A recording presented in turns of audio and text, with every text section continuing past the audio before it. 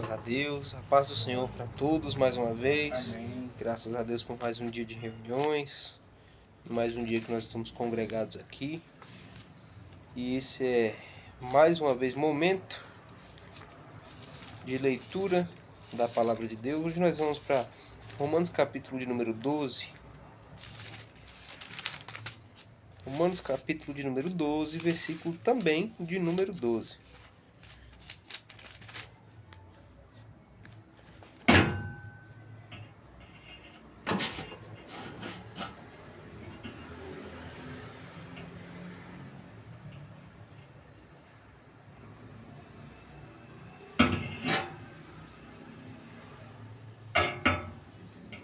Romanos capítulo de número 12, versículo 12. Faremos a leitura juntos, que diz o seguinte: Alegrai-vos na esperança, sejam pacientes na tribulação, perseverai em oração. Bem? São 3 recomendações curtas que a gente encontra aqui nesse versículo de número 12, mas se a gente for ler o contexto geral, esse versículo 12 faz parte de uma série de ordenanças e outras recomendações que estão sendo feitas por Paulo. Recomendações é um termo não muito próprio para a gente falar desses textos, porque aqui está na forma de mandamentos, está no imperativo, então não é uma recomendação. Tem que fazer parte da vida integral do crente. Ele tem o compromisso de guardar e observar tudo isso que está escrito aqui, porque são ordens, são mandamentos. São ordens de Paulo? Não. São ordens de Deus através de Paulo, porque nós entendemos a Escritura como divinamente inspirada pelo próprio Deus. Inclusive usando o próprio Paulo para falar sobre isso, só que em um outro momento. Aqui a gente viu então 3 mandamentos nesse versículo, onde ele diz: Alegrai-vos na esperança, sejam pacientes na tribulação e perseverem em oração. Pode-se dizer que praticamente todas as outras coisas que a gente vai ver aqui, elas advêm justamente desses 3 que a gente encontrou aqui nesse versículo de número 12. O primeiro, alegrem-se na esperança. Primeiro, Paulo está falando, sejam alegres. Tá, alegres em quê? Geralmente quando a gente tem motivos para se alegrar, é porque tem realmente alguma coisa que desperta os nossos anseios e afetos em alegria. Né? E ele vai dizer, alegrem-se em quê? Na esperança. Qual esperança? Aqui ficou vago, né? Alegrem-se na esperança. Mas obviamente que para todo bom entendedor, como Paulo está falando para crentes aqui, é para os crentes de Roma na época, para os romanos, e para nós que também somos crentes e ouvimos hoje, quando ele fala se alegre na esperança, qual a esperança? Qual a expectativa? A esperança da vida eterna em Jesus Cristo. A esperança da vida eterna em Jesus, a esperança da volta de Jesus Cristo, a esperança de que nesse retorno ele vai desfazer tudo quanto há debaixo dos céus nessa terra onde prevalecem até hoje a injustiça, a imoralidade, a corrupção, o mal, a morte, toda forma de malícia, de maledicência, de tudo aquilo que corrompe o homem e que dá fim à sua vida, que dá fim ao seu trajeto. A volta de Jesus Cristo será para que ele venha instaurar o seu reino aqui sobre esse mundo, que esse reino nunca há de passar, ele se estenderá por toda a eternidade.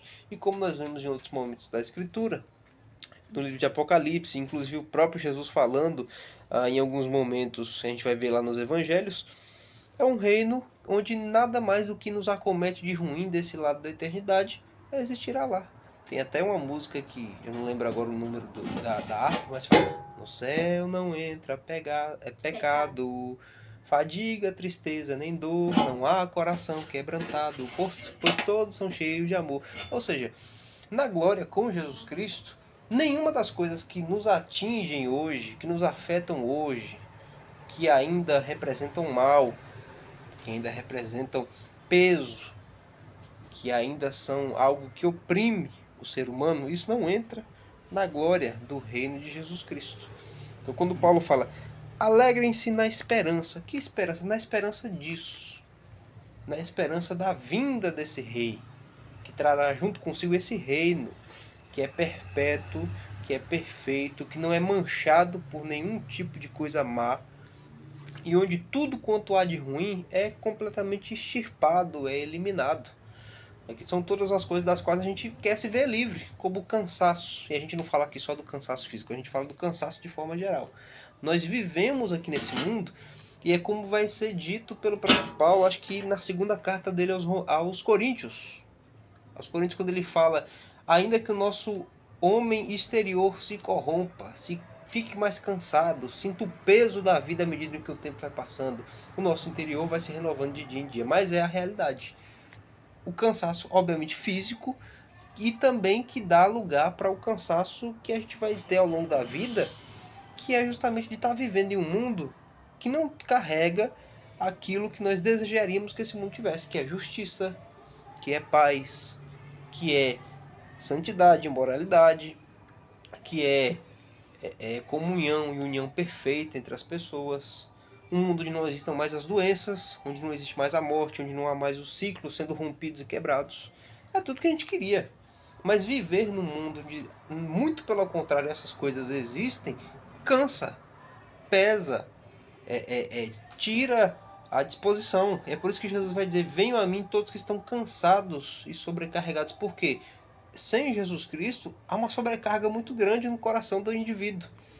Ele pode até tentar suprir essa sobrecarga com outras coisas, com dinheiro, com qualquer outra forma que ele busque de encontrar prazer, ou qualquer outra forma que ele tenha de se satisfazer, propósitos de vida, coisas desse tipo. Mas ele sempre vai carregar, se ele não estiver em Jesus Cristo, peso. Um pesar muito profundo. Por quê? Porque tudo isso sobrecarrega o nosso coração. E a gente tem aqui alegria na esperança. Na esperança de quê? De que Jesus um dia vem para trazer esse novo céu e nova terra onde habita a justiça, onde habita somente o bem. Novo céu e nova terra, onde Deus vai dizer, acho que através do profeta Isaías, nenhum mal se fará no meu santo monte. Ou seja, nenhuma forma que nós conhecemos o que é ruim acometerá ninguém nessa ocasião. E isso é motivo de quê? De alegria. Alegria porque a gente sabe que esse lado da eternidade, esse presente momento em que nós vivemos, não é tudo. A gente pode ter alegria nessa esperança de que as coisas não são só isso que a gente vive e experimenta desse lado da eternidade, não. A gente tem a boa expectativa na volta de Cristo e que vai ser uma coisa completamente diferente, nova, e que, como é dito aqui, não vai fazer com que a gente não tenha mais lembrança das coisas passadas. Então, alegrai-vos, ou seja, nesse sentido, alegre-se nessa esperança, nessa expectativa boa do que o próprio Jesus fala. Eu voltarei e levarei vocês para mim mesmo, para que onde eu estiver, vocês estejam também.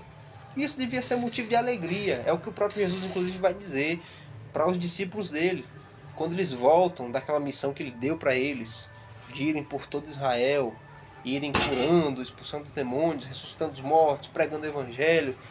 E eles voltam todos felizes. Mestre, até os demônios se sujeitam a nós. E Jesus vira e fala para eles, não seja essa a causa de vocês estarem alegres. É bom, né? É bom que essa obra se expanda, que isso realmente seja feito. É maravilhoso. Quando a pessoa é liberta de opressão demoníaca ou qualquer coisa, isso é ótimo. Não é que Jesus está dizendo que não era para eles ficarem felizes, mas ele vai dizer o real motivo da alegria que eles deveriam ter. Sabe qual é o real motivo de vocês estarem felizes? Não é o fato dos demônios estarem se sujeitando a vocês, mas o fato do nome de vocês estar escrito nos céus. Vocês poderiam não ter expulsado nenhum, mas o fato de vocês estarem com o nome de vocês escritos, registrados no céu, isso sim é motivo de alegria. E é disso aí que a gente vai extrair força e inclusive felicidade, satisfação, justamente nos momentos em que a gente está triste. Né? Mesmo quando o crente, quando ele passa pelas lutas dele, ele passa pelos momentos de adversidade, dificuldade, mas da onde é que sai o vigor, a força? Eu acho que o Arthur chegou. Pega aqui, meu filho, por favor, essa cadeira. Da onde ele tira força? Da onde ele tira vigor? É justamente dessa expectativa, é se alegrando nessa esperança. Então, primeiro mandamento, se alegrem na esperança. Até porque se a gente não se alegrar na esperança, paz, gosta. Se a gente não se alegrar nessa esperança boa e viva de Jesus Cristo, vai ser no quê? O que é que está comparado ou está à altura do próprio Filho de Deus para que você se sinta feliz e satisfeito em um mundo onde sinceramente só tem ruína e não tem nada de muito bom para oferecer? Pode até ter, mas não é o suficiente para tirar o peso do coração para aliviar a nossa alma do jeito que a gente busca de fato. Se não for Jesus e o seu reino, a sua vinda, é mais o quê? Não tem outra coisa. Alegrem-se na esperança da volta do Filho de Deus. E não somente a alegria, né? A alegria que também deve nos motivar, nos impulsionar a estarmos como quem espera pelo retorno de Jesus Cristo. É muito bom a gente sentir aquela euforia boa de saber que Jesus vem, e a cada dia que vai passando a gente vai vendo os sinais e vai vendo que cada vez está mais próximo da sua vinda. Mas isso também deve nos levar à preparação, a pessoa que espera. É justamente sobre isso que ele fala na parábola das 10 virgens. Tinha aquelas que sabiam que o noivo ia vir e já estavam na espera, tá? Já estavam só se preparando para o momento. Elas tinham a sua reserva de azeite, ao passo que as outras, pouco caso fizeram disso. Até tinham a expectativa da vinda do noivo, mas julgaram não ser tão necessário assim estarem preparadas para acenderem as suas lâmpadas na ocasião da noite. Resumo, na parábola que Jesus conta, ficaram de fora da celebração. Assim, prefigurando aqueles que ficaram de fora e, pior, eternamente, da celebração eterna, que é a união de Jesus Cristo com o seu povo para sempre. Alegrem-se na esperança e que isso seja um impulso para que vocês esperem por Jesus Cristo da forma como ele deve ser de fato esperado. E aqui na leitura a gente continua: sejam pacientes na tribulação. É um ponto complicado, né? Porque é justamente em momentos de tribulação que a gente tende a ficar um pouco mais eufórico. A gente não tem aquele sentimento de não tem um tempo. Não tem um tempo, isso tem que ser resolvido logo. O tempo está passando e é muito tempo debaixo desse sofrimento. Quando a gente está passando por um momento de luta e de provação, é terrível. E aqui a ordenança é: seja paciente. Seja paciente. Paciente para que você aprenda a desenvolver a sua fé em Deus. Né? Jesus mesmo vai falar sobre isso quando ele vai dizer para nós não ficarmos ansiosos. Ele fala isso no Sermão da Montanha, lá em Mateus capítulo 6. Não fiquem ansiosos, conturbados, com o que vocês vão comer, com o que vocês vão beber, com o que vocês têm para vestir. Deus sabe que vocês precisam de todas essas coisas. E ele alimenta as aves do céu, quanto mais vocês, homens de pequena fé. Os lírios do campo, eles não trabalham e não fazem absolutamente nada para poder se vestir, para produzir roupas, e mesmo assim nem Salomão em toda a sua glória não se vestiu de uma forma tão bela quanto eles. E realmente é verdade. Esses dias eu estava vendo a imagem dos lírios a quem Jesus faz referência, né, que crescem lá nos lados do Oriente Médio e são muito bonitos, realmente. E Jesus fala: Deus veste assim a erva do campo, que hoje cresce e amanhã é lançada no fogo. De vocês muito mais ele cuidará. Né? Então é para a gente aprender a desenvolver o quê? Fé em Deus. Por quê? Porque Deus vai fazer. Tá, dependendo da situação a gente precisa ser sincero. Pode ser que ele não faça. Pode ser que ele não faça. Pode ser que ele não providencie aquela cura tão esperada. Pode ser que ele não providencie aquele recurso tão necessário para fazer aquilo que você precisava fazer. Pode ser que ele não atenda aquela oração específica de maneira positiva, né? Pode ser, a gente vai ver que até o próprio Cristo foi negado. Afasta de mim esse cálice, se possível for. Todavia seja feita a sua vontade, não a minha. Mas isso é justamente fé. O que Jesus declara no final: seja feita a sua vontade e não a minha. São momentos de tribulação e a nossa paciência, a nossa permanência e firmeza nesses momentos que justamente provam a nossa fé e a fortalecem, que é justamente sobre isso que Pedro fala em uma das suas cartas, quando ele fala que a nossa fé é muito mais preciosa do que o ouro, né, que é provado pelo fogo. Ou seja, ele compara a fé com o ouro quando é colocado no forno para ser refinado, né, para poder ele ter o seu ajuste final e se tornar uma peça mais valiosa ainda do que já é. Assim de fato é com a nossa fé. Então sejam pacientes na tribulação. E sejam pacientes por causa do primeiro item: alegrai-vos na esperança. Qual a esperança? A esperança da volta, do retorno de Jesus Cristo. Então seja paciente. Espere pelo retorno de Jesus. Espere pelo momento em que finalmente ele vai trazer alívio para as suas dores, em que ele vai trazer alívio e cura, seja na ocasião da sua vinda, ou seja, se ele quiser lhe abençoar. Ele pode fazer. né? Não vamos ser aqui pessimistas de forma nenhuma. Se Jesus quiser abençoar e fazer aquilo que você espera, Ele pode. Se você quiser orar e deixar diante dele, faça. Que inclusive é a próxima recomendação que a gente vai ver aqui quando diz perseverai em oração. Perseverar em oração. O que é a oração? A oração é falar com Deus.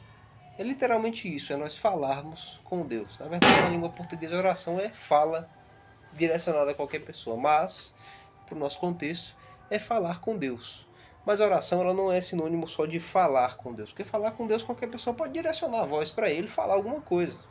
Qualquer pessoa pode. No contexto em que a gente vê nas escrituras e sendo recomendado para nós crentes aqui, para nós perseverarmos, persistirmos, continuarmos em oração, é na questão de relacionamento com Deus. A oração aqui ela entra no contexto de diálogo, conversa, entrosamento. Ou seja, é como se Paulo estivesse dizendo, perseverem no seu relacionamento, no seu entrosamento com Deus. Perseverem em continuar tendo comunicação com Ele, desenvolvendo relação com Ele. É aquele hino que a gente também canta.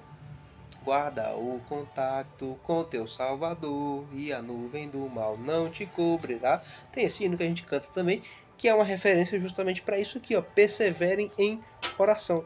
É através disso que a gente vai cultivando o quê? Relacionamento com Deus.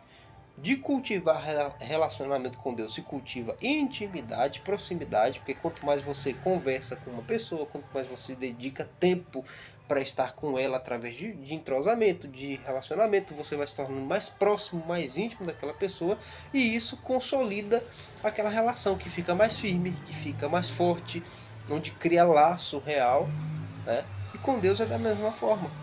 Então quando ele diz perseverem em oração, é perseverem no seu contato, na sua relação com Deus, na sua intimidade com Deus. Por quê? É através disso aqui que vai vindo todas essas outras coisas. Como é que eu me alegro na esperança da volta, do retorno de Jesus Cristo? Como é que eu me alegro na esperança do mundo vindouro? É conhecendo esse rei, é conhecendo o rei deste reino que está vindo, é conhecendo o seu caráter, é conhecendo os seus atributos, é sabendo quem ele é. E como é que eu faço isso? Através de relacionamento, oração e leitura bíblica, que é onde esse Deus se revela para nós. Como é que eu permaneço paciente na tribulação, que é uma coisa extremamente difícil, que a gente está vendo aqui, extremamente dificílimo. Você ter a paciência de continuar firme, esperançoso, alegre, como foi ordenado aqui, em um momento difícil, em um momento em que às vezes parece até desesperador, é se agarrando justamente com Deus. E como é que você faz isso? Através de relacionamento com Ele, através da oração, através da leitura bíblica, do desenvolvimento dessas disciplinas espirituais. Até porque disciplinas espirituais não são necessariamente feituras vazias.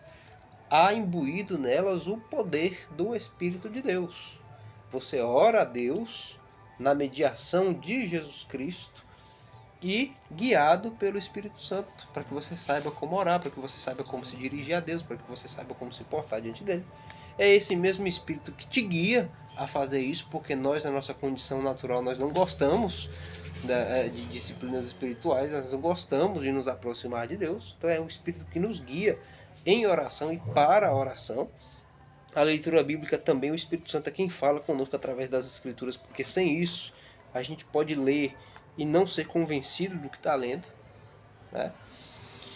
Então é isso, é perseverar em oração, é perseverar no seu relacionamento com Deus, na sua oração, no momento que você tira para poder estar com Deus em oração, no momento que você tira para estar com Ele, através dessas disciplinas espirituais, em jejuns, em leitura bíblica, em momentos de adoração e louvor. Mas fortaleça e persevere nisso. Que ele vai dar uma ordem que é perseverar, continuar, persistir, que inclusive é uma outra ordem que é dada também por Cristo, quando ele vai dizer, vocês devem bater e a porta será aberta, busquem e vocês encontrarão.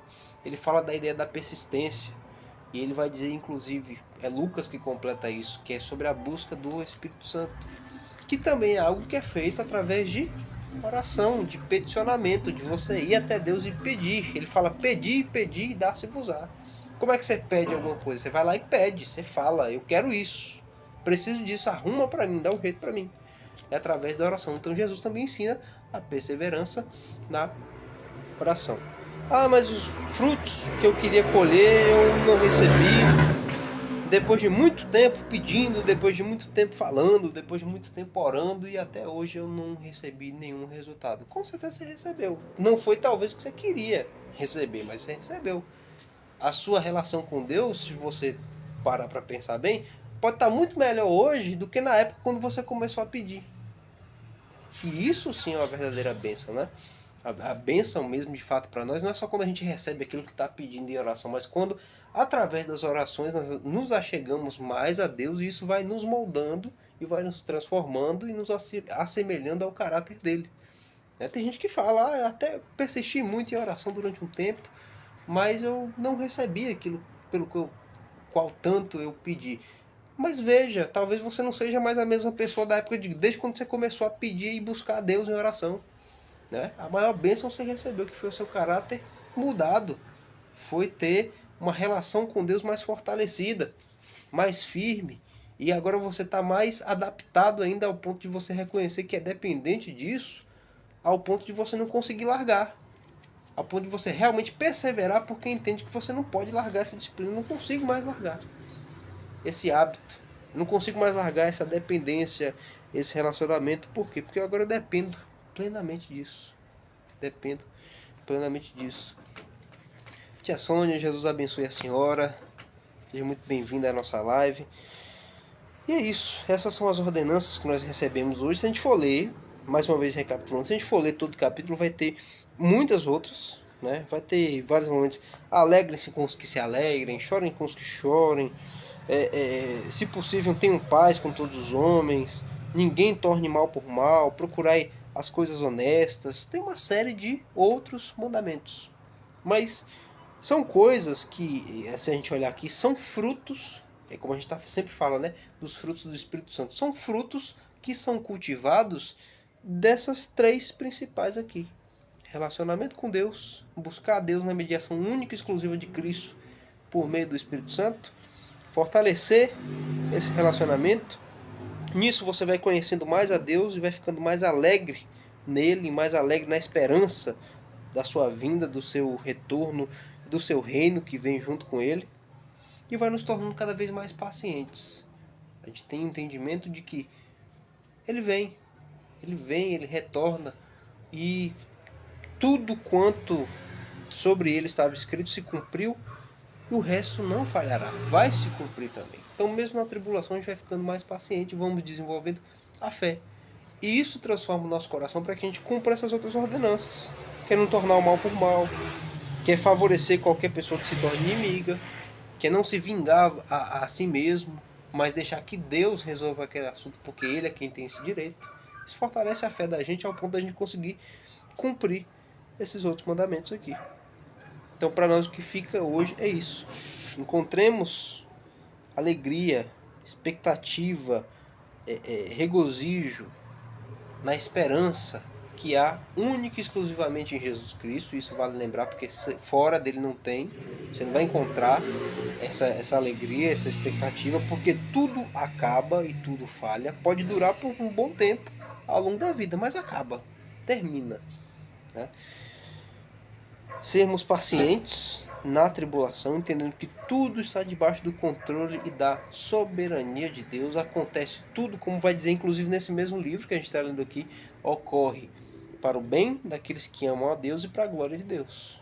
Ou seja, até mesmo as coisas ruins que nos acometem, no final tem um pano de fundo geral, tem um fim bom para a gente, que a gente pode não entender naquele primeiro momento, mas é bom para a gente permanecermos pacientes nos momentos de tribulação e perseverarmos na oração, entendendo que a oração não é só chegar e começar a falar coisas para Deus, mas é entrosamento, é relacionamento, intimidade que é cultivada com Deus, e através disso o nosso coração vai se aformoseando cada vez mais e vai se tornando mais parecido e mais moldado à imagem do coração de Jesus Cristo. E aí nós vamos ficando mais parecidos com Ele. Então que a gente guarde essas palavras aqui, não só essas, né? Toda a escritura para ser guardada, como é dito lá no Salmo 119, guardado no coração para não pecar contra Deus, mas hoje nós ficamos com essa reflexão e com esses mandamentos. Encontrarmos a nossa alegria na esperança que há em Cristo Jesus, sermos pacientes no momento de tribulação, entregarmos a Deus o nosso caminho, confiando que Ele tudo faz, e estarmos sempre perseverantes, não abandonar em momento nenhum a nossa relação com Deus. Amém? Vamos orar nesse momento em agradecimento por essas palavras. Grandioso Deus, eterno Pai, nós agradecemos ao Senhor porque nos trouxe aqui mais uma vez para ouvirmos as suas palavras, para entendermos aquilo que o Senhor quer e deseja para nós e requer de nós, e nos fazendo entender que tudo isso que o Senhor requer é para o louvor da sua glória e para o nosso bem maior, para a nossa satisfação plena, para que nós estejamos cada vez mais parecidos com o seu Filho Jesus Cristo, porque essa é a sua vontade para o seu povo, que sejam cada vez mais amoldados e mais parecidos com o seu Filho Jesus, e assim nós pedimos que seja, com base justamente nesse mandamento que o Senhor nos dá aqui essa noite. Perseverem em oração, e mais uma vez nós pedimos ao Senhor que todo o seu povo, ao redor de todo mundo a quem o Senhor comprou com o sangue de Jesus, seja cada vez mais aperfeiçoado no bom caminho e cada vez mais parecidos com Jesus Cristo, refletindo o bom caráter, o bom perfume de Cristo, porque essa é a vontade, é o desejo, é o que o Senhor deseja para todo o seu povo.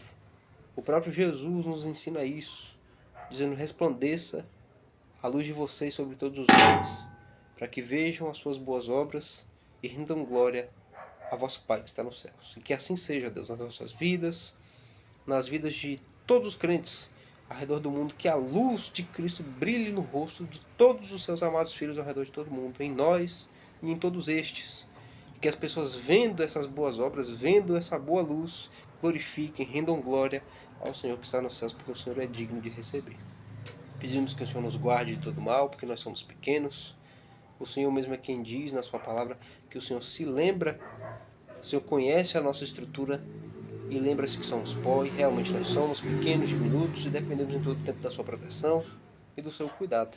E pedimos para nós que o Senhor cuide de nós em todo o tempo, nos livre das ameaças, dos perigos, nos livre daquilo que nós não conseguimos ver, perceber e até mesmo não conseguimos impedir que venha contra nós. Pedimos que nos livre dos homens sanguinários e maus, e pedimos que a sua igreja e o seu reino avance, que o nome de Jesus Cristo seja levado este mundo afora, que seja propagado o evangelho do Senhor, que todos ouçam a seu respeito e muitas almas e corações sejam rendidos pelo poder do Espírito Santo aos seus pés. É o que nós pedimos. Pedimos a sua bênção para esse ministério, para essa obra, que o Senhor tenha o devido crescimento no tempo correto, que seja tudo para o louvor da sua glória, que seja tudo conforme o plano que o Senhor tem. É o que nós pedimos e agradecemos mais uma vez em nome de Jesus. Amém. Amém. Graças a Deus. Faça assim com a sua mão. Que a graça do nosso Senhor e Salvador Jesus Cristo, o amor de Deus, o nosso eterno Pai, a comunhão e a consolação do Espírito Santo seja conosco, seja com toda a igreja do Senhor Jesus espalhada sobre toda a face da terra. Nós dizemos: amém. Que o Senhor te abençoe e te guarde. Amém. Que o Senhor faça resplandecer a luz do seu rosto sobre ti. Amém. Que o Senhor tenha misericórdia de ti. Que o Senhor sobre ti levante seu rosto e te dê a paz. Amém? As palmas louvam o nome do Senhor Jesus. O nosso culto está encerrado para a glória de Deus. Amém?